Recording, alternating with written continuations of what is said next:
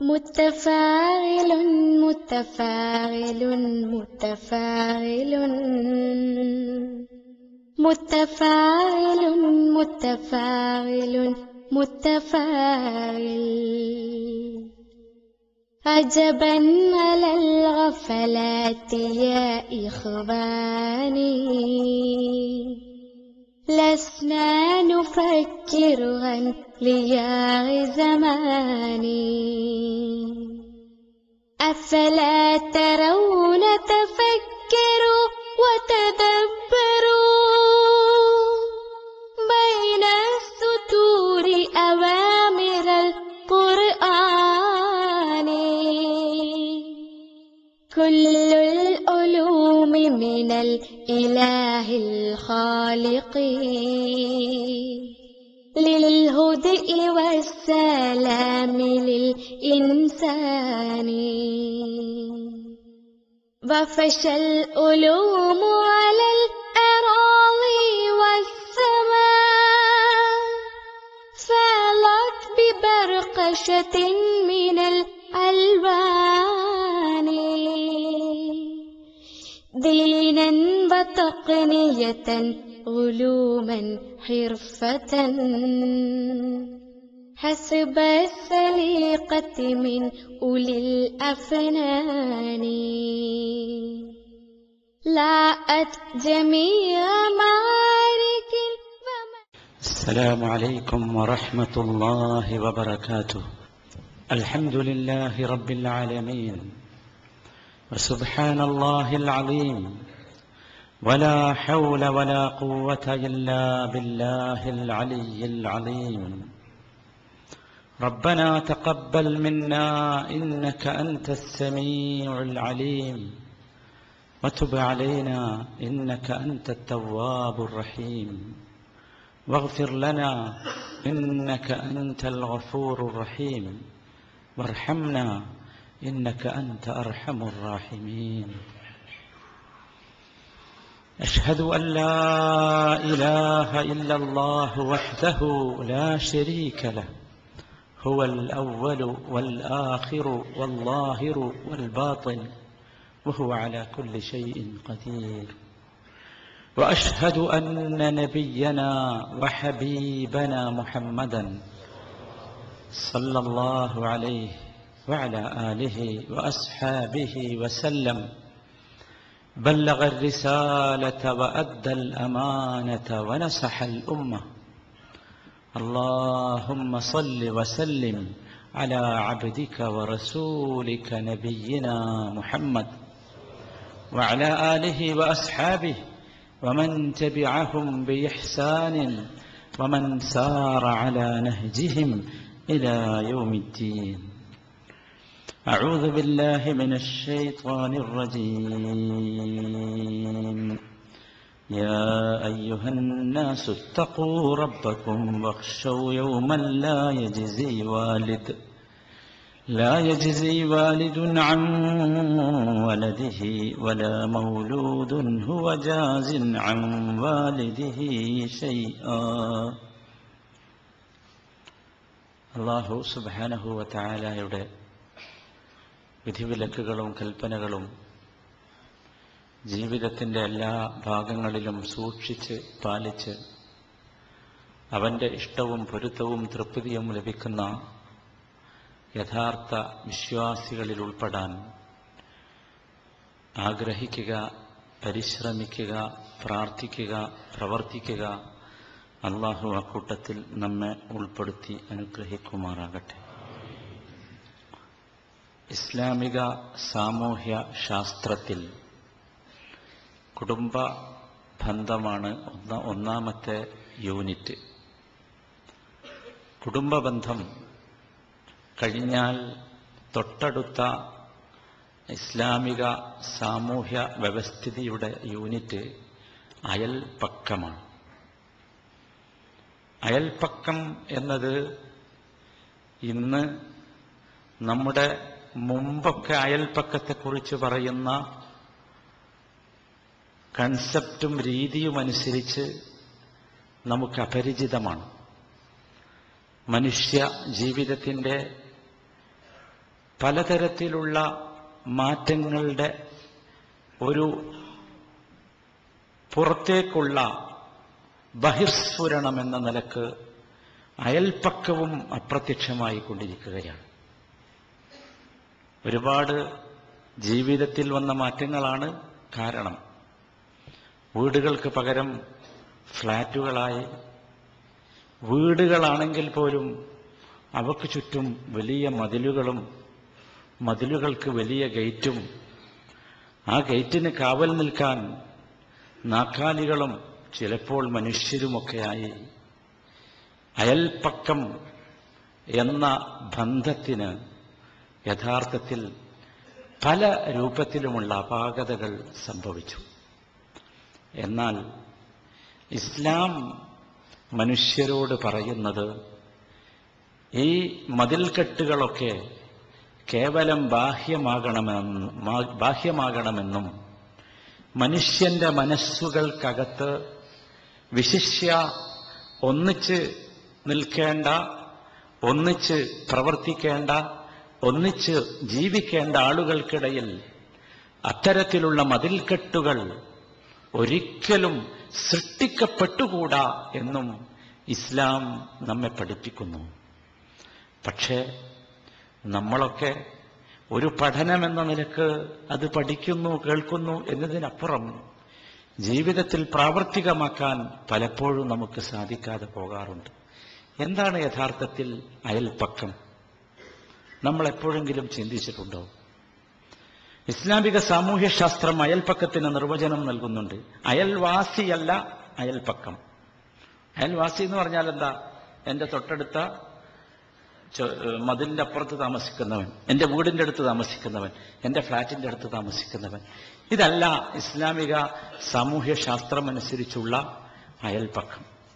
മറിച്ച് നമ്മളൊക്കെ അറിയണം, നാം മനസ്സിലാക്കണം, യഥാർത്ഥത്തിൽ ഇസ്ലാമിക സാമൂഹ്യശാസ്ത്രം അയൽപ്പക്കത്തിന് നൽകുന്ന ഒന്നാമത്തെ നിർവചനം, ഒരു പള്ളിയിൽ നിന്ന് ബാങ്ക് വിളിച്ചാൽ എവിടെയൊക്കെ കേൾക്കുമോ അവരൊക്കെ ആ പള്ളിയിൽ വരുന്നവരുടെ അയൽപ്പക്കമാണ്. ജാർ എന്ന പദമാണ് അറബി ഭാഷയിൽ അയൽപ്പക്കക്കാരൻ ഉപയോഗിക്കുന്നത്. കൂടെ നടക്കുന്നവൻ എന്നാണ് യഥാർത്ഥത്തിൽ അതിന്റെ ഭാഷാർത്ഥം. ജറ, നടന്നു, ഓടി എന്നൊക്കെയാണ്. ഓടിയാലെങ്കിലും എത്തുന്നവൻ. ഈ പള്ളിയിൽ നിന്ന് ബാങ്ക് കേട്ടാൽ, ഒരു മഹല്ലുണ്ടെങ്കിൽ ആ മഹല്ലിലെ പള്ളിയിൽ നിന്ന് ബാങ്ക് കേൾക്കുന്നവരൊക്കെ ആ പള്ളിയിൽ വരുന്നവന്റെ അയൽപ്പക്കക്കാരനാണ്. അതാണ് ഇസ്ലാം നൽകുന്ന ഒന്നാമത്തെ നിർവചനം. രണ്ടാമത്തേത്, നിങ്ങളുടെ കൂടെ ആ പള്ളിയിൽ ഫജ്ർ നമസ്കരിക്കുന്ന എല്ലാവരും അയൽപ്പക്കക്കാരാണ്. മറ്റു നിസ്കാരങ്ങളല്ല, ഫജ്ർ. ഫജ്ർ ഒരു പ്രദേശത്ത് താമസമാക്കുന്നവൻ ആ താമസമാക്കുന്ന പ്രദേശത്തെ പള്ളിയിൽ ഒരുമിച്ച് കൂടി നമസ്കരിക്കേണ്ടതാണ് ഫജ്ർ അല്ലെങ്കിൽ സുബഹി എന്ന നമസ്കാരം. ആ നമസ്കാരം ഒരു പള്ളിയിൽ നിസ്കരിക്കുന്നവൻ അവിടുത്തെ എന്താണ്? അയൽപ്പക്കക്കാരൻ. മൂന്നാമതായി ആയിഷ റളിയല്ലാഹു അൻഹാക്ക് നൽകിയ നിർവചനമുണ്ട്. ഒരു സ്ഥലത്ത് താമസിക്കുന്നവർ അവരുടെ ചുറ്റുഭാഗവുമുള്ള 40 വീടുകളാണ് അവരുടെ അയൽപ്പക്കം. ഇനി ഈ മൂന്നും വെച്ചിട്ട്, ഇപ്പൊ 3 അഭിപ്രായം പറഞ്ഞു, ഈ മൂന്നും വെച്ചിട്ട് നമ്മൾ തീരുമാനിക്കേണ്ടത്, നമ്മൾ തെരഞ്ഞെടുക്കേണ്ടത്, അതിലേറ്റവും കൂടുതൽ അയൽപ്പക്കക്കാർ ഏതിൽ പെടുമോ അത് നമ്മൾ തെരഞ്ഞെടുക്കണം. ഞാൻ പറഞ്ഞ എനിക്ക് മനസ്സിലാകുന്നുണ്ടല്ലോ. ആദ്യം പറഞ്ഞതാണ് ബാങ്ക് കേൾക്കുന്നതാണ് ഏറ്റവും കൂടുതൽ അയൽപ്പക്കക്കാർ പെടുന്നതെങ്കിൽ അതായിരിക്കണം നമ്മുടെ മനസ്സിലുള്ള അയൽപ്പക്കത്തിന്റെ നിർവചനം. ഈ 3 രൂപമാണ് യഥാർത്ഥത്തിൽ അയൽപ്പക്കം. ഇത്തരത്തിലുള്ള ഒരു അയൽപ്പക്കം, ഈ ഒരു ബന്ധം നിങ്ങൾ ആലോചിച്ച് നോക്കൂ. ഇസ്ലാം നൽകിയ നിർവചനം കേവലം ഭൗതികമല്ല. നിങ്ങൾക്ക് മനസ്സിലായല്ലോ. ഒന്നാമത്തേത് പള്ളിയുമായി ബന്ധപ്പെട്ടതാണ്. ഒരു മുസ്ലിമിന്റെ ജീവിതത്തിൽ ദിനേന 5 തവണ കയറി ഇറങ്ങേണ്ട സ്ഥലത്തെയാണ് പള്ളി എന്ന് വിളിക്കുന്നത്. ആ പള്ളിയുമായി ബന്ധപ്പെട്ടതാണ്. അവിടെയുള്ള ബാങ്കുമായി ബന്ധപ്പെട്ടതാണ്. രണ്ടാമത്തേത് നോക്കൂ, ഒരു മനുഷ്യൻ, ഒരു സ്ഥലത്ത് താമസിക്കുന്ന മനുഷ്യൻ നിർബന്ധമായും ആ പ്രദേശത്തെ പള്ളിയിൽ ഫജ്റിനെത്തണം. ഫജ്റുമായി സുബഹിയുമായി ബന്ധപ്പെട്ടതാണ് അയൽപ്പക്ക ബന്ധം. മൂന്നാമത്തേത് തൊട്ടടുത്തുള്ള അയൽവാസികളുമായി ബന്ധപ്പെട്ടതാണ്. പലതരം അയൽവാസികൾ ഉണ്ടാകാം. അയൽവാസി പലപ്പോഴും നമ്മുടെയൊക്കെ പോലെയുള്ള രാജ്യത്താണെങ്കിൽ എല്ലാവരും കൂടിച്ചേർന്ന് താമസിക്കുന്ന സ്ഥലത്താണെങ്കിൽ അയൽവാസി ചിലപ്പോൾ മുശ്രിക്കാകാം, ക്രിസ്ത്യാനിയാകാം, കാഫറാകാം, ആരുമാകാം. അവനും അയൽവാസിയാണ്. ഇസ്ലാമിന്റെ ഭാഷയിൽ അവനും അയൽവാസിയാണ്. കാഫറായതുകൊണ്ട് അയൽവാസിയാകാതിരിക്കൂല. കാഫറായതുകൊണ്ട് കുടുംബക്കാരനാകാതിരിക്കുന്നത് പോലെ. വാപ്പ കാഫറാണെങ്കിൽ വാപ്പന്നെയാണ്, ഉമ്മ കാഫറാണെങ്കിൽ ഉമ്മ എന്താണ്? ഉമ്മ തന്നെയാണ്. ഉമ്മയും ബാപ്പയൊന്നും ആ സ്ഥാനം അവർക്ക് നഷ്ടപ്പെടില്ല. അതുപോലെ അയൽവാസിക്ക് സ്ഥാനം നഷ്ടപ്പെടില്ല. അതുകൊണ്ട് മുസ്ലിം മനസ്സിലാക്കേണ്ടത് അവന് ഒരു ബാധ്യതയുള്ള അയൽവാസിയുണ്ട്. അതാരാ? കാഫറായ അയൽവാസി. അവനോട് ഒരു ബാധ്യതയാണുള്ളത്. 2 ബാധ്യതയുള്ള അയൽവാസിയുണ്ട്. അതാരാ? മുസ്ലിമായ അയൽവാസി. അയൽവാസിയാണ്, മുസ്ലിമുമാണ്. മറ്റത് അയൽവാസിയാണ്, പക്ഷെ കാഫറാണ്. പക്ഷെ ഒരു ബാധ്യതയുള്ളൂ. മറ്റത് 2 ബാധ്യതയുണ്ട്. 3 ബാധ്യതയുള്ള അയൽവാസിയുണ്ട്. ആരാ? അയൽവാസിയാണ്, മുസ്ലിമാണ്, കുടുംബക്കാരനാണ്, കുടുംബത്തിൽപ്പെട്ടവനാണ്. 3. 4-മത്തേത് 4 ബാധ്യതയുള്ള അയൽവാസിയുണ്ട്. അതാരാ? അയൽവാസിയാണ്, മുസ്ലിമാണ്, കുടുംബക്കാരനാണ്, കൂടെ ജോലി ചെയ്യുന്നവനോ കൂടെ പണിയെടുക്കുന്നവനോ ഒക്കെയാണ്. അതിനുണ്ട് ഇസ്ലാമിൽ എന്ത്? അയൽപക്കം. കൂടെ പണിയെടുക്കുന്നവൻ, കൂടെ ജോലി ചെയ്യുന്നവൻ, കൂടെ പഠിക്കുന്നവൻ, അല്ലെ? നമ്മൾ കോവർക്കർ, സഹപാഠി എന്നൊക്കെ പറയുന്നതുണ്ടല്ലോ. അത് ബാധ്യതയുള്ള വിഷയമാണ്. വേറെ ചില്ലറ കാര്യമല്ല ഇതൊന്നും, ബാധ്യതയുള്ള സംഗതിയാണ്. ഇതാണ് അയൽവാസിയെക്കുറിച്ച് നാം അറിയേണ്ട ഏറ്റവും പ്രധാനപ്പെട്ട വിഷയം. ഇസ്ലാമിനെ സംബന്ധിച്ചിടത്തോളം ഇസ്ലാമിന്റെ സാമൂഹ്യ ശാസ്ത്രം നൽകുന്ന സുരക്ഷിതത്വ ബോധം ഏറ്റവും കൂടുതൽ നിർഗണിച്ചു നിൽക്കേണ്ട പ്രദേശമാണ് അയൽപക്കം. എന്താണ് സാമൂഹ്യ സുരക്ഷിതത്വം എന്ന് പറഞ്ഞാൽ? സാമൂഹ്യ സുരക്ഷിതത്വം എന്ന് പറഞ്ഞാൽ സമൂഹത്തിൽ ആവശ്യമായ കാര്യങ്ങളിൽ സുരക്ഷിതത്വം കിട്ടണം. ഉദാഹരണം സാമൂഹ്യ സുരക്ഷിതത്വത്തിന്റെ ഭാഗമാണ് ഭക്ഷണം ലഭിക്കുക എന്നത്. ഒരു ഉദാഹരണമാണ് ഞാൻ പറഞ്ഞത്. സാമൂഹ്യ സുരക്ഷിതത്വത്തിന്റെ ഭാഗമാണ് ഭയമില്ലാതിരിക്കുക എന്നത്. സാമൂഹ്യ സുരക്ഷിതത്വത്തിന്റെ ഭാഗമാണ് വെള്ളം. സാമൂഹ്യ സുരക്ഷിതത്വത്തിന്റെ ഭാഗമാണ് വെളിച്ചം. സാമൂഹ്യ സുരക്ഷിതത്വത്തിന്റെ ഭാഗമാണ് കാറ്റ്. ഇത് അടിസ്ഥാനമാണ് ഈ കാര്യങ്ങൾ. വളരെ കൃത്യമാണ്. ഇസ്ലാം ഈ രൂപത്തിൽ മനുഷ്യനെ വളരെ കൃത്യമായി സംരക്ഷിക്കുന്നു ഈ രംഗത്തൊക്കെ. അതുകൊണ്ടാണ് നബി സല്ലല്ലാഹു അലൈഹി വസല്ലം പറഞ്ഞൊരു വാക്കുണ്ടല്ലോ, മാ ആമന ബി മൻ ബാത ശബ്ആൻ വജാറുഹു ജായിഉൻ ഇലാ ജാനിബിഹി വഹുവ യഅലം. മാ ആമന ബി, എന്നിൽ വിശ്വസിച്ചിട്ടേ ഇല്ല, വിശ്വാസിയേ അല്ല. ആര്? മൻ ബാത ശബ്ആൻ, ഒരാൾ വയറ് നിറച്ച് രാത്രി ഭക്ഷണം കഴിച്ചു, പക്ഷേ വജാറുഹു ജായിഉൻ ഇലാ ജാനിബിഹി, തൊട്ടടുത്തുള്ള അവന്റെ അയൽവാസി, അയൽപക്കക്കാരൻ ആരാന്ന് പറഞ്ഞല്ലോ, തൊട്ടടുത്താന്ന് പറഞ്ഞാൽ അവൻ വിശന്നിരിക്കുന്നു. വഹുവ യഅലം, അതാണ് വിഷയം. അവൻ വിശന്നിരിക്കുകയാണെന്ന വിവരം വയറ് നിറച്ച് ഭക്ഷണം കഴിച്ച ഇവന് അറിയാം. പക്ഷെ കണ്ണ് ചിമ്പും, അറിയും. അങ്ങനെ അറിഞ്ഞുകൊണ്ട് ഇതൊരാൾ പ്രവർത്തിച്ചാൽ റസൂലുള്ളാഹി സ്വല്ലല്ലാഹു അലൈഹി വസല്ലം പറയുന്നത് മാ ആമന ബീന, എന്നിൽ അവൻ വിശ്വസിച്ചിട്ടില്ല. ഗൗരവമുള്ളതാണ് വിഷയം. ഇങ്ങനെ തന്നെ ഓരോ സംഗതികളും നമ്മൾ മനസ്സിലാക്കുക. ഓരോ വിഷയവും യഥാർത്ഥത്തിൽ ഈ രൂപത്തിലുള്ളതാണ്. അതുകൊണ്ടാണ് അല്ലാഹു സുബ്ഹാനഹു വ തആല സൂറത്തുൻ നിസായിലെ 36-ാമത്തെ വചനത്തിൽ വഅബ്ദുല്ലാഹ്, നിങ്ങൾ അല്ലാഹുവിനെ ആരാധിക്കണം, വലാ തുശ്രികൂ ബിഹി ശൈആ, അവനിൽ നിങ്ങൾ ഒന്നും പങ്കു ചേർക്കരുത്. നമുക്കറിയാം, നമ്മൾ വിശദീകരിച്ച വിഷയമാണ്. വബിൽ വാലിദൈനി ഇഹ്സാനാ, മാതാപിതാക്കൾക്ക് നന്മ ചെയ്യണം. വബിദിൽ ഖുർബാ, അടുത്ത കുടുംബക്കാർക്ക് നന്മ ചെയ്യണം. വൽ യതാമാ, യതീമുകൾക്ക് നന്മ ചെയ്യണം. വൽ മസാകീൻ, മസാകീനുകൾക്ക് നന്മ ചെയ്യണം. അടുത്തത് കേട്ടോ, വൽ ജാരി ദിൽ ഖുർബാ വൽ ജാരിൽ ജുനുബി. ജാറ് ആണ് എന്ത്? അയൽപ്പക്കം എന്നുള്ളതിന് അറബിയിൽ പറയേണ്ട ബന്ധം. 2 അയൽപ്പക്കത്തെക്കുറിച്ച് പറഞ്ഞു, നന്മ ചെയ്യേണ്ട 2 അയൽപ്പക്കം. ഒന്ന് വൽ ജാരി ദിൽ ഖുർബാ, അഥവാ കുടുംബ ബന്ധമുള്ള അയൽക്കാരൻ. അവനെന്ത് ചെയ്യണം? നന്മ ചെയ്യണം. എങ്ങനെ നന്മ ചെയ്യണം? മാതാപിതാക്കൾക്ക് നന്മ ചെയ്യുന്നത് പോലെ. അതിന് കൂട്ടിയാണല്ലോ പറഞ്ഞത്. യതീമുകൾക്ക് നന്മ ചെയ്യുന്നത് പോലെ, മിസ്കീനുകൾക്ക് നന്മ ചെയ്യുന്നത് പോലെ അടുത്ത കുടുംബക്കാരനായ അയൽപ്പക്കക്കാരൻ. അടുത്ത വാചകം വൽ ജാരിൽ ജുനൂബി, അകന്ന അയൽക്കാരൻ. ഒരുപാട് മുഫസ്സിറുകൾ വൽ ജാരിൽ ജുനുബി എന്ന് പറഞ്ഞതിന് രണ്ട് അർത്ഥം പറഞ്ഞു. ഒന്ന് അൽ ഗരീബ്, പരദേശിയായ, നമുക്ക് പരിചയമല്ല. നമ്മളെ ഈ സ്ഥലത്ത് ഒരാൾ വന്ന് വീട് താമസിച്ചു, നമുക്കറിയില്ല അയാളെ, നമ്മളെ കുടുംബക്കാരനൊന്നുമല്ല, എന്നാലോ ഞാൻ അങ്ങനെ അറിയാത്ത മാതിരി ഇരിക്കുക പറ്റൂല. ഒരാഴ്ചയായിട്ട് നമ്മളെ പള്ളിയിൽ ഒരാളെ നിസ്കരിക്കാൻ കൃത്യമായി കാണുന്നു, ഫജർ നിസ്കരിക്കാൻ, എനിക്കറിയണ്ടെന്നാ? അല്ല, അറിയണം. അവനാണ് ജാറുൽ ജുനുബ് എന്ന് പറഞ്ഞത്. രണ്ടാമത്തെ വിശദീകരണം ഔ ഗൈറുൽ മുസ്ലിം, മുസ്ലിം അല്ലാത്ത അയൽവാസി. മുസ്ലിം അല്ലാത്ത അയൽവാസിക്കും എന്ത് ചെയ്യണം? നന്മ ചെയ്യണം. നിങ്ങൾ ആലോചിച്ച് നോക്കൂ, ഇതാണ് ഇസ്ലാം.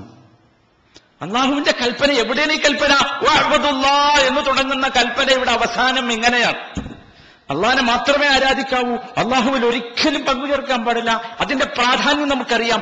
അതുപോലെ പ്രാധാന്യമുണ്ട് ഇനി പറയുന്ന വിഷയങ്ങൾക്കും. അത് നമ്മൾ അറിയണം. അതാണ് ഇസ്ലാം എന്ന് പറയുന്നത്.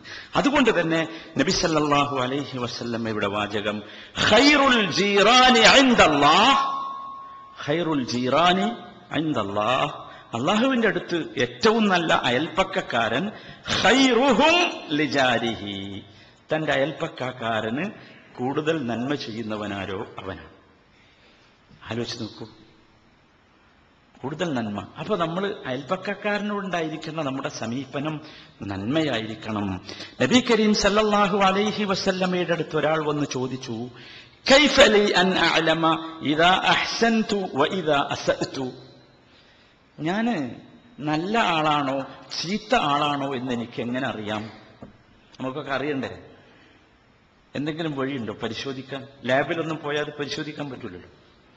ഞാൻ ചീത്ത ആളാണോ നല്ല ആളാണോ എന്ന് പരിശോധിക്കാൻ നബി സല്ലല്ലാഹു അലൈഹി വസല്ലം പറഞ്ഞു, ഇദാ സമിഅത ജീറാനക യഖൂലൂൻ ഖദ് അഹ്സൻത ഫഖദ് അഹ്സൻത, നിന്റെ അയൽപ്പക്കക്കാർ നിന്നെക്കുറിച്ച് ഖദ് അഹ്സൻത എന്ന് പറഞ്ഞാൽ, ഓ നീ ചെയ്തത് വളരെ നന്നായിട്ടോ. ഏത്? നമ്മുടെ വീട്ടിന്റെ പറമ്പിന്ന് തൊട്ടപ്പുറത്തുള്ള വീട്ടിന്റെ പറമ്പിലേക്കൊരു മരത്തിന്റെ കൊമ്പ് ഇങ്ങനെ നീണ്ടു കിടക്കണം. ആ കൊമ്പ് കുറെ ആയി നീണ്ടു കിടക്കണം. അത് നമ്മുടെ അയൽക്കാരന് ഭയങ്കര ശല്യമാണ്. പക്ഷെ ആ അയൽപ്പക്കാരൻ മാഞ്ഞതുകൊണ്ട് എന്ത് ചെയ്യൂല? മിണ്ടൂല, പറയൂല. നമ്മളൊരു ദിവസം ഇത് കണ്ടറിഞ്ഞിട്ട് ഈ കൊമ്പ് മുറിച്ചു. കൊമ്പ് മുറിച്ചപ്പോൾ നമ്മളടുത്ത് വന്ന് പറഞ്ഞു, നീ ചെയ്തത് വളരെ നന്നായിട്ടോ. അതാണ് ഖദ് അഹ്സൻത, റസൂലുള്ളാഹിന്റെ വാചകം.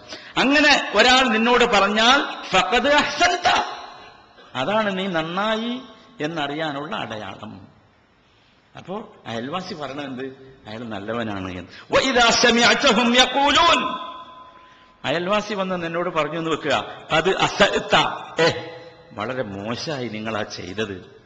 ശരി, അവിടെ ഒരു മതിൽ കുത്തേണ്ട ആവശ്യം ഉണ്ടായിരുന്നില്ലല്ലോ, അവിടെ എന്തിനാ നിങ്ങളൊരു മടുതിൽ കുത്തിയത്, അത് മോശമായി എന്ന് ഒരാൾ പറഞ്ഞാൽ, അയൽവാസി പറഞ്ഞാൽ ഫഖദ് അസഅത, നിങ്ങൾ മോശക്കാരനായി.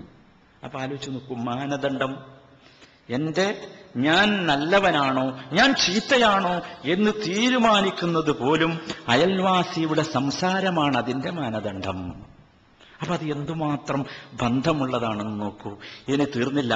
മഹാനായ നബി കരീം സല്ലല്ലാഹു അലൈഹി വസല്ലമ പറയുന്നു, ശഫാഅത്തിനുള്ള കാരണങ്ങൾ എണ്ണിപ്പറഞ്ഞിടത്ത് നബി പറഞ്ഞു, അയൽവാസിയുമായുള്ള ബന്ധം.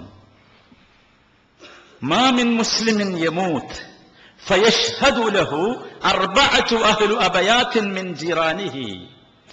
ഒരു മുസ്ലിമായ മനുഷ്യൻ മരിച്ചു, എന്നിട്ട് തൊട്ടടുത്തുള്ള 4 വീട്ടുകാരായ അയൽവാസികൾ അദ്ദേഹത്തിന് സാക്ഷി പറയുന്നു.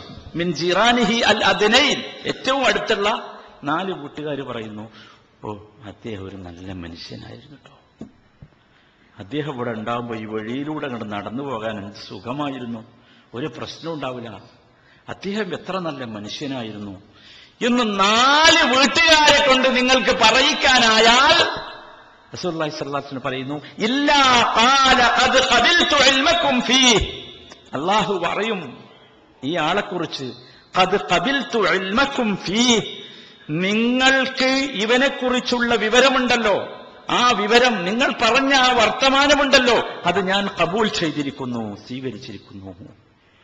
വഗഫർതു ലഹു, അവന് ഞാൻ നിങ്ങൾ ഈ പറഞ്ഞ കാരണത്താൽ പുറത്തു കൊടുക്കാം.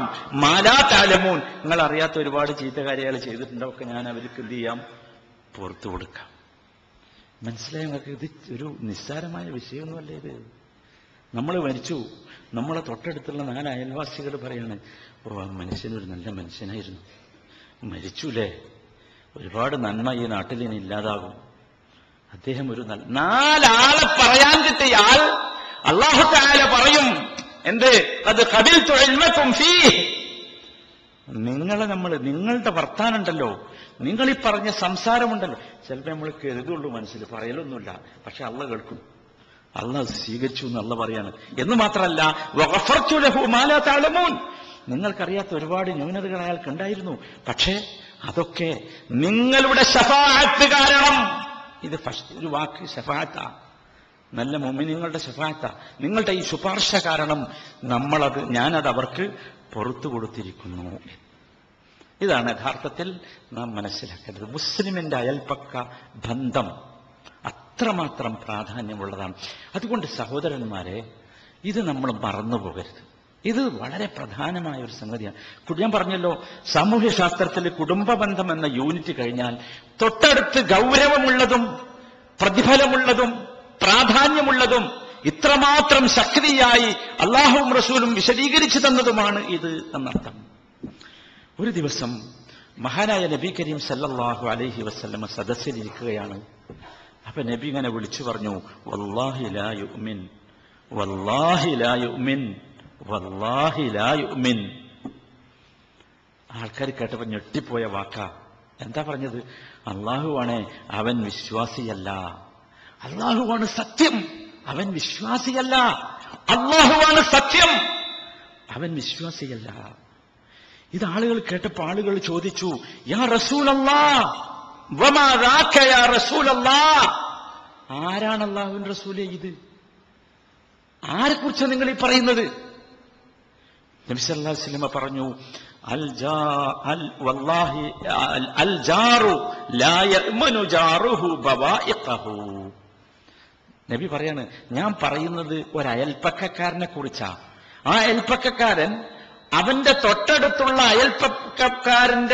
അയൽപ്പക്കക്കാരന്റെ ബവാഇഖുകളിൽ നിന്ന് അവൻ നിർഭയനല്ല. അയൽവാസി, തൊട്ടപ്പുറത്തുള്ള അയൽവാസിയുടെ ബവാഇഖുകളിൽ നിന്ന് അവൻ നിർഭയനല്ല. ബവാഇഖുകൾ വരും എന്ന് ഇങ്ങനെ പേടിക്കും. അങ്ങനെയുള്ള അത് ചെയ്തുകൊണ്ടിരിക്കുന്ന അയൽവാസി ഉണ്ടല്ലോ, ആ അയൽവാസി വിശ്വാസിയല്ല. സഹാബത്തിന് മനസ്സിലായില്ല എന്താണ് ബവാഇഖ്. നമുക്ക് മനസ്സിലായില്ലല്ലോ. നബി സല്ലല്ലാഹു അലൈഹി വസല്ലം അവർ ചോദിച്ചു, യാ റസൂലല്ലാഹ് വമാ ബവാഇഖുഹു. റസൂലുള്ളാഹ്, എന്താണ് അവന്റെ ബവാഇഖ് എന്ന് പറഞ്ഞാൽ എന്താണ്? നബി സല്ലല്ലാഹു അലൈഹി വസല്ലം വിശദീകരിച്ചു, ഷർറുഹു, അവന്റെ തിന്മകൾ. തിന്മ, എന്തെങ്കിലും ബുദ്ധിമുട്ട്, മുസീബത്ത്, കഷ്ടപ്പാട്, പ്രയാസം ഉണ്ടാക്കുക അയൽവാസിക്ക് എന്തെങ്കിലുമായിട്ട് പറ്റൂല. ഒരു നിലക്കുള്ളതും പറ്റൂല. ഒരു ചെറിയ പോലും. എന്റെ വീട്ടിൽ നിന്നുള്ള ഒരു ദുർഗന്ധം, ബാക്കി പിന്നെയാണ് ദുർഗന്ധം. ആ ദുർഗന്ധം അയൽവാസിയുടെ അടുത്തേക്ക് എത്തുക എന്നത് എനിക്ക് പാടില്ലാത്തതാണ്. വല്ലാഹി ലാ യുഅ്മിൻ, കാരണം ദുർഗന്ധം ബവാഇഖുകളിൽ പെട്ടതാണ്. അപ്പൊ ആലോചിച്ച് നോക്കൂ, എനിക്ക് 5 സെന്റ് സ്ഥലമുള്ളൂ, പിന്നെ ഞാനെവിടെ കക്കൂസിന്റെ കുഴി കുത്തുന്നാ ചോദിക്കുക. എനിക്ക് 5 സെന്റ് സ്ഥലമുള്ളൂ, ഞാനെന്ത് ചെയ്യും? അവന്റെ കിണറിന്റെ അടുത്ത് കൊണ്ടുപോയി കക്കൂസിന്റെ കുഴി കുത്തി ആകെ പ്രശ്നമാ. ഇവന്റെ കിണറ്റിലെ വെള്ളം കുടിക്കാൻ പറ്റൂല. എന്ത് ചെയ്യും? പറ്റൂല. അതിനെന്തെങ്കിലും വേറെ മാർഗം സ്വീകരിക്കണം. സ്വീകരിച്ചേ തീരൂ. മുസ്ലിം മനസ്സിലാക്കണം. എന്താ, ഞാൻ വില കൊടുത്തവനാണ്, പക്ഷേ അവിടെ വീട് വെച്ചവൻ, ആദ്യം പറഞ്ഞവനാണ് അവിടെ വീട് വെച്ചതെങ്കിൽ നമ്മൾ വേറെ എന്തെങ്കിലും മാർഗം സ്വീകരിച്ചേ തീരൂ. അവനാണ് മുസ്ലിം. അതിന് പ്രശ്നമുണ്ടാവും, പ്രയാസമുണ്ടാവും, ബുദ്ധിമുട്ടുണ്ടാവും. അത് സഹിക്കണം. അവിടെയാണ് യഥാർത്ഥത്തിൽ നമുക്ക് നമ്മളെ മനസ്സിലാക്കേണ്ടത്. അതുകൊണ്ട് സഹോദരന്മാരെ, ഈ രൂപത്തിലുള്ള ഒരു അയൽപ്പക്കമാണ് ഇസ്ലാം ആഗ്രഹിക്കുന്നത്. അയൽവാസികൾ തമ്മിലുണ്ടായിരിക്കേണ്ട ഒരുപാട് കടമകളുണ്ട്. എണ്ണിപ്പറയാം നമുക്ക്. നമ്മുടെ മനസ്സിൽ ഇങ്ങനെ ഉണ്ടാകട്ടെ, അത് നമ്മുടെ ജീവിതത്തിലുണ്ടോ എന്ന് എണ്ണി പറയുമ്പോൾ നമ്മൾ പരിശോധിക്കുക. ഒന്ന്, ഇദസ്തഅനബിക അഅൻതഹു, എന്തെങ്കിലും സഹായം ആവശ്യപ്പെട്ട അയൽവാസി വന്നാൽ അവനെ സഹായിക്കണം. മനസ്സിലായില്ലേ? കഴിഞ്ഞ ആഴ്ചയിൽ നമ്മൾ പറഞ്ഞല്ലോ, ഏത് അവനൊരു സഹായത്തിന് വരുന്നു എന്നത് നമുക്ക് എന്താകരുത്, മനസ്സിൽ ഒരു ഇടുക്കമാകരുത്. ഇയാള് വരാൻ നേരം വെക്കുമ്പോ തന്നെ അല്ല, വന്നു എന്നത് നമ്മുടെ ഒരു ക്വാളിറ്റിയായി കാണാൻ നമുക്കാവണം. വന്നാൽ എന്റെ കയ്യിലില്ല എങ്കിൽ പോലും നല്ല സന്തോഷത്തോടെ മുഖത്തോടെ അവനോടൊരു നല്ല വാക്ക് പറയാനുള്ള മനസ്സിന്റെ വിശാലത നമുക്ക് വേണം. അവനാണ് മുഅ്മിൻ, അവനാണ് മുസ്ലിം. വരണം, നമ്മളടുത്ത് വരണം. വന്നിട്ടില്ലെങ്കിലാണ് നമ്മൾ പേടിക്കണ്ടേ. ഒരാൾ നമ്മുടെ അടുത്തൊരു ആവശ്യത്തിന് വന്നിട്ടില്ലെങ്കിലാണ് നമ്മൾ ബേജാറാകേണ്ടത്. വരുമ്പോ ഇല്ലെങ്കിൽ പ്രശ്നമൊന്നുമില്ല, ഒരു പ്രശ്നമില്ല. നല്ല വാക്ക് പറഞ്ഞാൽ, നല്ല പുഞ്ചിരി, നല്ല മുഖം കാണിച്ചാൽ അതുപോലും നമുക്ക് ധർമ്മമാണ് പ്രിയപ്പെട്ടവരെ. ഇത് നമുക്കല്ലാതെ മറ്റാർക്കെങ്കിലും ഉണ്ടോ? അതുകൊണ്ട് എന്ത് തരം സഹായം ചോദിച്ചാലും കഴിയുന്ന സഹായം ചെയ്യണം. രണ്ട്, ഒരാൾ വന്ന് വായ്പ ചോദിച്ചു. കടം, പണമാകാം, ചെറിയ സാധനമാകാം. ചെറിയ സാധനം, നല്ല അയൽപ്പക്കം എന്ന് പറഞ്ഞാൽ, ഒന്ന് അവന്റെ വീട്ടിലൊരു മഴു ആവശ്യമുണ്ട്. ഒരു മഴു വന്ന് ചോദിച്ചു. നമുക്കറിയാം, അവന് മഴു കൊടുത്താൽ അവൻ ആ മഴു കൊണ്ട് പണിയെടുത്താൽ എന്താവും? കേടുവന്നാലേ കൂലി കിട്ടൂ. ആയി ശരി, കേടെടുത്തൊന്ന് വിചാരിച്ച് കൊടുക്കൂലെന്നാ കേടുവരും. കത്തി വെച്ച് വന്നു, അവന്റെ വീട്ടിൽ വലിയ കത്തില്ല, നിങ്ങളെ കത്തി ഒന്ന് തരുമോ? ആ കത്തി, സന്തോഷം വേണം. ഓ, എന്റെ കത്തി വേറൊരാൾക്കും കൂടി ഉപകാരപ്പെട്ടല്ലോ, അൽഹംദുലില്ലാ. അതാ കത്തി കേടുവരും, കത്തിന്റെ ആ മൂർച്ച നഷ്ടപ്പെടും, വായ നഷ്ടപ്പെടും. ഇനി ആകെ പ്രശ്നമാണ്, എനിക്കത് ആവശ്യമുള്ളപ്പോ അത് നമ്മൾ ചിന്തിക്കാൻ പോലും നമ്മൾ പോകരുത് സഹോദരന്മാരെ, ചിന്തിക്കാൻ പോലും പോകരുത്.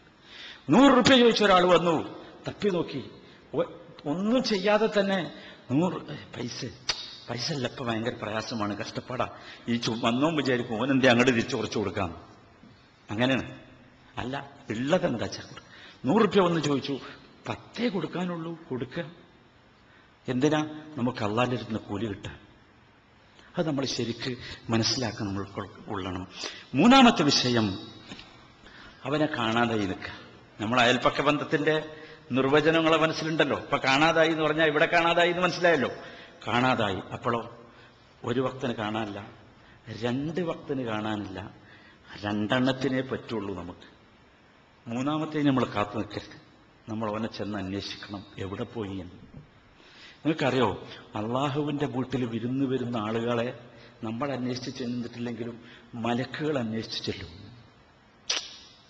മലക്കുകൾക്ക് അവനെ കാണാൻ ഒരു പ്രയാസം. എവിടെ പോയി? നമ്മളടുത്ത് ഈ ഭാഗത്ത് സാധാരണ ഇരിക്കാറുള്ള മൂപ്പരെ കാണുന്നില്ലല്ലോ എന്നാ. ആരാ പറയണേ? മലക്കുകൾ പറയും. സുബ്ഹാനല്ലാഹ്, എന്താ നമ്മൾ അതാണ് മുസ്ലിം എന്ന് പറഞ്ഞു. അപ്പൊ കാണാതായ നമ്മൾ അന്വേഷിക്കണം. ഫോൺ ചെയ്ത് ചോദിക്കും, എവിടെ 2 ആഴ്ചയായിട്ട് നിന്നെ കാണാനില്ലല്ലോ, പള്ളിയിൽ എവിടെ പോയി? അതെ, എനിക്ക് സുഖം ഉണ്ടായിരുന്നില്ല. അപ്പൊ നമുക്ക് ദുആ ചെയ്യാം, പ്രാർത്ഥിക്കാം. അല്ലെങ്കിൽ ഒരു പ്രയാസം അവൻ പറയും, ആ പ്രയാസം നമുക്ക് പറ്റുമെങ്കിൽ പരിഹരിച്ചു കൊടുക്കാം. 4ാമത്തെ വിഷയം, അവനൊരു നന്മ സംഭവിച്ചു എന്ന് കേട്ടാൽ അവനെ നാം പുകഴ്ത്തണം, പ്രശംസിക്കണം. എനിക്കൊരു കുട്ടിണ്ടായി, അവൻ വിളിച്ചു പറയാം നമ്മളോട്. നമുക്ക് പറയാൻ സാധിക്കണം, അല്ലാഹ് ബാറക്കല്ലാഹു ഫീഖ്, അള്ളാഹു നിനക്ക് ബർക്കത്ത് നൽകട്ടെ, നിന്റെ കുട്ടിയിൽ ബർക്കത്തുണ്ടാക്കട്ടെ, പ്രാർത്ഥിക്കാൻ കഴിയണം. 5, അവൻ വല്ല ആപത്തും ബാധിച്ചു എന്ന് കേൾക്കുക. പ്രയാസം ബാധിച്ചു, ഒരാക്സിഡന്റ് പറ്റി. എന്താ നമ്മുടെ ബാധ്യത? നമ്മൾ തഅസിയത്ത് നടത്തണം. എന്താ? ആശ്വസിപ്പിക്കണം, സമാധാനിപ്പിക്കണം. സാരല്ല, അതൊക്കെ നമുക്ക് അള്ളാഹു വിധിച്ചതാ, സംഭവിക്കേണ്ട ഒന്നും വഴി തങ്ങൂലല്ലോ, അതിനൊക്കെ എന്തെങ്കിലും ഗുണമുണ്ടാകും. അത്രയും ദിവസം നീ നിന്റെ വീട്ടിലിരുന്നാൽ അതിന് വേറെന്തെങ്കിലുമൊക്കെ വലിയ അപകടത്തിൽ നിന്ന് രക്ഷപ്പെടാനാണ് അള്ളാഹു അത് ചെയ്തത്. ഉദാഹരണം, എന്തായിരുന്നാലും ശരി, അത് ചെയ്യണം, അത് വേണം. അവന് രോഗം വന്നു, നമ്മൾ സന്ദർശിക്കണം, പറയണ്ടല്ലോ, ചെന്നിരിക്കണം. അവന്റെ തലന്റെ അടുത്ത് ചെന്നിരിക്കണം, തല തടവി കൊടുക്കണം, സ്നേഹിക്കണം. അവരോട് പറയണം, നീ ഒറ്റക്കല്ല, സാരല്ല, പേടിക്കണ്ട, രോഗമൊക്കെ സാധാരണ വരുന്നല്ലേ, നമുക്ക് ദുആ ചെയ്യാം. അള്ളാഹുവിനോട് പ്രാർത്ഥിക്കുക. അവന്റെ തലയിൽ കൈവച്ച് പ്രാർത്ഥിക്കേണ്ട പ്രാർത്ഥനകൾക്ക് അറിയാലോ. പ്രാർത്ഥിക്കുക, പിരിഞ്ഞു പോരുക. എന്തൊരു സന്തോഷമാണ്. അയൽവാസി അതായിരിക്കണം. അവൻ മരിച്ചു നിൽക്കുക, എന്നാലോ ഇനിയും കാണൂല, പ്രശ്നമൊന്നുമില്ല എന്നാ അല്ല. നമ്മളങ്ങനെ വിചാരിക്കരുത്. മരിച്ചിഞ്ഞിപ്പോൾ കാണൂല, പ്രശ്നമൊന്നുമില്ലല്ലോ. അല്ല, ഓൻ കാണൂലെങ്കിലും നമ്മൾ ചെയ്യേണ്ടത് നമ്മൾ ചെയ്യണം. നമ്മൾ ആ മയ്യത്തിന്റെ എല്ലാ സംഗതികളും നമ്മൾ ചെയ്യണം. എന്താ അയൽവാസി ഞാനാ, അയൽവാസി ഞാനാ. ആ കുട്ടികൾക്ക്, ആ വീട്ടിലുള്ള കുട്ടികൾക്ക് ഭക്ഷണം ഉണ്ടാക്കി കൊടുക്കണം. അവർ പട്ടിണി കിടന്നൂടാ, അവരുടെ പ്രയാസത്തിലാണ്, ദുഃഖത്തിലാണ്. ചെയ്യേണ്ടത് അയൽവാസിയാണ്. ഒഴിഞ്ഞു മാറരുത് നിന്നും. കുളിപ്പിക്കണം, മയ്യത്ത് കുളിപ്പിക്കണം, കഫൻ ചെയ്യണം, മയ്യത്ത് കൊണ്ടുപോകണം, നിസ്കരിക്കണം, ഖബറിൽ വെക്കണം, മൂടണം. ആരാണ്? അയൽവാസി ചെയ്യണം. അയൽവാസിന്റെ അതാണ്. ഓക്കെ, അതിനൊന്നും വേറെ ആൾക്കാരെ കൂലിക്ക് കിട്ടട്ടെ എന്ന് വിചാരിച്ച് നമ്മൾ കാത്തു നിൽക്കരുത്. അത് ഗൗരവമുള്ള വിഷയമാണ്, നാം അറിയേണ്ട സംഗതിയാണ്. ഇനി നിങ്ങൾ ആലോചിച്ച് നോക്കൂ. ഇനി നബി സല്ലല്ലാഹു അലൈഹി വസല്ലം എണ്ണി പറഞ്ഞ ഒരു സംഗതി ഉണ്ട്, ഭയങ്കര ഗൗരവമുള്ളതാ. എന്താണോ? ഒരാളൊരു വലിയ വീടുണ്ടാക്കുക, തൊട്ടുപ്പുറത്തെ അയൽവാസിന്റെ ചെറിയൊരു വീടുണ്ട്. ഇവന്റെ വലിയ വീട് കൊണ്ട് അവിടുന്നുള്ള കാറ്റ് ഇവന് കിട്ടൂല. മനസ്സിലായ വിഷയം? സാധാരണ മനുഷ്യന്മാർ ചെയ്യുന്ന ഒരു സംഗതി. ഇവന് കാറ്റ് കിട്ടേണ്ടത് ഇവന്റെ അവകാശമാണ്, അടിസ്ഥാനപരമായ ഇവന്റെ അവകാശം. ആ കാറ്റ് നിങ്ങളുടെ വലിയ വീടിന്റെ ചുമരോ വലിയ വീടിന്റെ നിർമ്മാണമോ ഈ പാവപ്പെട്ട മനുഷ്യന്റെ കാറ്റ് തടഞ്ഞുകൂടാ. അയൽവാസി അവനാ. കാറ്റ് പോലും തടയാൻ നമുക്ക് പറ്റൂല, കാരണം നമ്മുടേതല്ല അതൊന്നും, അല്ലാഹു സുബ്ഹാനഹു വ തആലാന്റേതാണ്. ചെയ്യരുത്. നമ്മൾ അയൽവാസിയിൽ നിന്നൊരു പ്രയാസം ഉണ്ടായി, നമ്മൾ സഹിക്കണം. ഒരു ബുദ്ധിമുട്ട് അയൽവാസിന്റെ ഉണ്ടായി, നമ്മൾ സഹിക്കാൻ നമുക്ക് സാധിക്കണം. ഈ രൂപത്തിൽ അവന്റെ ഒരു കാണാൻ പാടില്ലാത്ത ഒരു സംഗതി നമ്മൾ അറിഞ്ഞു, കണ്ടു, മനസ്സിലാക്കി എന്ത് ചെയ്യണം? മറച്ചു വെക്കണം. മറച്ചു വെക്കണം. ആൾക്കാർ വന്ന് ചോദിക്കും, ഒന്ന് പറഞ്ഞേരേ, എന്താ? പറഞ്ഞൂടാ, പറയാൻ പറ്റൂല. രണ്ട് സംഗതിക്കേ പറഞ്ഞുകൂടൂ. ഒന്ന്, കല്യാണം അന്വേഷിച്ച് വന്നാൽ പറഞ്ഞു കൊടുക്കണം. ശരി, അത് വേണ്ട, അത്ര മതി. അയൽവാസി ആയതുകൊണ്ട് നമ്മളോട് വന്ന് ചോദിക്കാം, അല്ലാതെ നിങ്ങൾക്ക് വേണ്ട, അത് ശരിയാവും. അത് പറഞ്ഞാൽ മതി. മനസ്സിലായി? ഫോട്ടോ അയാൾക്ക് മനസ്സിലാകേണ്ട മാന്യന് മനസ്സിലായി പോകും. അല്ലാത്തതുണ്ടല്ലോ, പറ്റൂല. സാമ്പത്തിക ബന്ധം നടത്തണം. ഇയാൾ സാമ്പത്തിക ബന്ധത്തിൽ വളരെ മോശമാണ്. ഒരാൾ വന്ന് ചോദിച്ചു, ഇയാൾ വന്ന് എൻ്റെ അടുത്ത് നിന്ന് 1,000 രൂപ കടം ചോദിക്കുന്നുണ്ട്, നിങ്ങൾ അയൽവാസി, എന്താണ് അവന്റെ കഥ? അല്ല, അത് മതി. മനസ്സിലായല്ലോ, സംഗതി മനസ്സിലായി. എന്താ? ഓന് കൊടുത്തുകൂടാ, കൊടുത്തു, ഓനിതൊരു സ്ഥിരം ഏർപ്പാടാ, അങ്ങനെയുള്ളൊരു സംഗതി ഉണ്ടെങ്കിൽ എന്താ? അതിനപ്പുറത്തുള്ള സംസാരം പാടില്ല. മറച്ചു വെക്കേണ്ടതൊക്കെ മറച്ചു വെക്കണം. ഈ രൂപത്തിലുള്ള ഒരു ബന്ധമാണ് യഥാർത്ഥത്തിൽ, ഈ ബാധ്യതയാണ് യഥാർത്ഥത്തിൽ അയൽവാസിയുമായി ഉണ്ടാകേണ്ടത്. നബി കരീം സല്ലല്ലാഹു അലൈഹി വസല്ലമ ഗൗരവത്തോടു കൂടി പറഞ്ഞ ഒരു വാക്ക് കേട്ടോ, കം മിൻ ജാരിൻ മുതഅല്ലിഖുൻ ബിജാരിഹി യൗമൽ ഖിയാമ. എത്രയെത്ര അയൽവാസികളാണ് അവരുടെ പ്രവർത്തനം തങ്ങളുടെ അയൽവാസി കെട്ടിയിട്ടത് ഖിയാമത്ത് നാളിൽ എത്തൂല. നമ്മൾ ഒരുപാട് ചെയ്തിട്ടുണ്ടാവും, പക്ഷേ അയൽവാസിയുമായി എന്താണ് ഉള്ള ബന്ധത്തിന്റെ മോശം കൊണ്ട് ആ അമലുകൾ അള്ളാഹുവിലേക്ക് എത്തൂല.